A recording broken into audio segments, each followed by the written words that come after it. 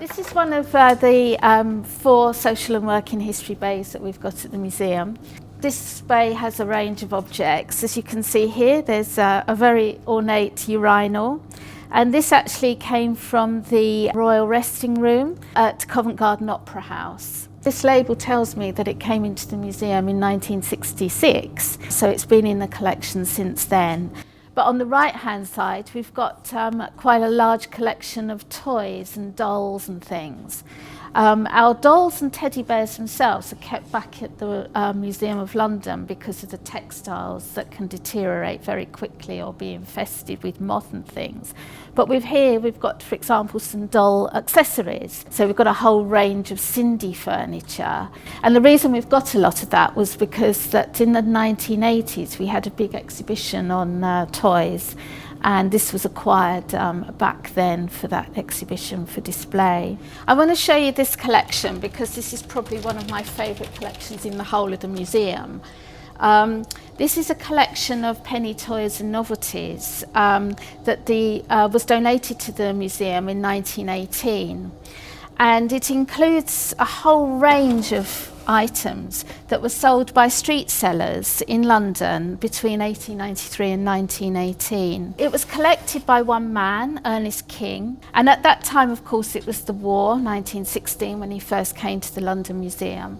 And they said to him, well, look, come back to us when the war's finished, and we'll think about taking on your collection. And so he did that, and for the last 2 years, instead of collecting toys and novelties, he collected flags that were being sold by all the charities that were operating on the streets in London, because this is street stuff. And so in that respect, you know, it's really important social history collection. Unfortunately, we, like all museums, have to keep the majority of our collections in storage. It would be lovely to display everything, but it's just not possible. But it is really important that we do have good collections in storage, partly because we rotate exhibitions and galleries, so obviously we need to refresh them and bring out new material. It's important for visitors to see new things every now and again. And also, this is not just a museum, it's a sort of research resource as well. This is one of our larger objects. We've gone from the very small up to one of the bigger ones. And this actually is the private telephone exchange that was in Buckingham Palace. It was first installed between the wars, sort of 1920s, 1930s period, and it was operational in Buckingham Palace until the 1960s. And originally, the post office allowed some of their own staff to work in Buckingham Palace, were operating this telephone exchange, but eventually Buckingham Palace employed their own staff.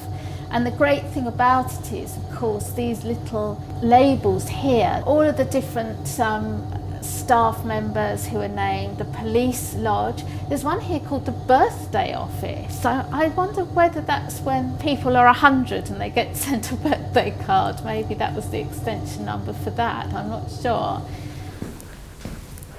I quite like these electric vans because they're very are really sort of evocative of the time, and they were very common in the streets around the city in the 1960s. And what they were used to transport cheques. And as a child, I really remember these really clearly. They were just such an everyday occurrence, and you just don't see them, of course, now, because we don't transport cheques or deal with cheques and money and finances in the same way as we used to, because it's all become electronic.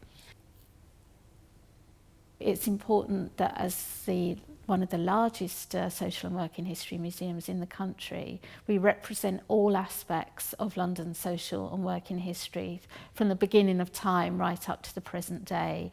And therefore, it's really important that we have all these collections and that all aspects of life are represented from all periods of history.